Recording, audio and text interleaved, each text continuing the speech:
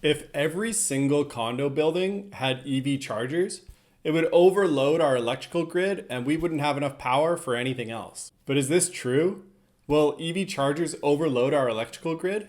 Today we're going to be discussing the solution to this problem, load sharing. Let's do it. Welcome back. My name's Trevor and I've been a consultant in the EV charging industry for a few years now. I make videos to help simplify the world of EV charging. I always like to give examples to explain a concept.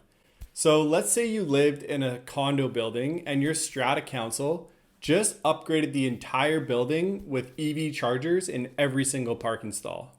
In your underground parking, there are 4 stalls along a wall. Yours is on the far left, and there are 3 others to your right. Let's say you finish work early. Good day for you. Get off at 4 o'clock. You hop in your Tesla and you head home. You pull into your underground parking and into your parking stall.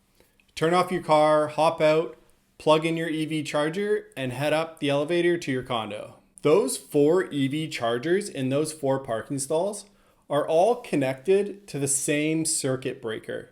All 4 of them are leading up to the same source. And that source is an 80 amp breaker supplying all 4 of those chargers. When you got home from work and you plugged in your charger, because you were the only one there, you got the full amount of that power. You got the full 80 amps. But here's where the load sharing comes in. Let's say your neighbor, Susan, gets off work, 5 o'clock, she heads home, she gets to the underground parking, pulls up beside you, and plugs in her EV charger. Now, because there's 2 of you out of the 4, the power that's going through that breaker will be split or shared between the 2 cars that are using the chargers. So now your car will be getting 40 amps and Susan's car will be getting 40 amps. But it goes even further. Let's say your last 2 neighbors, they had to work late, bummer for them, trouble at the office. They get off at 6 o'clock and they head home. Once they get there, they plug into their respective chargers. And now all 4 chargers along that wall are plugged in. This is where load sharing really kicks into gear. So now that all 4 chargers are being used on that 80 amp breaker, it'll be split evenly amongst all 4.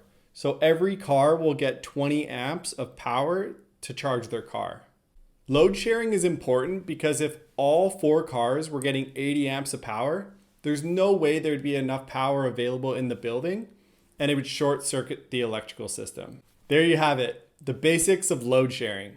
If you like this video, you'll definitely like my next video on revenue sharing, where you'll learn about how to make profits from EV chargers. Thanks so much for checking in, and I'll catch you on the next one. Cheers.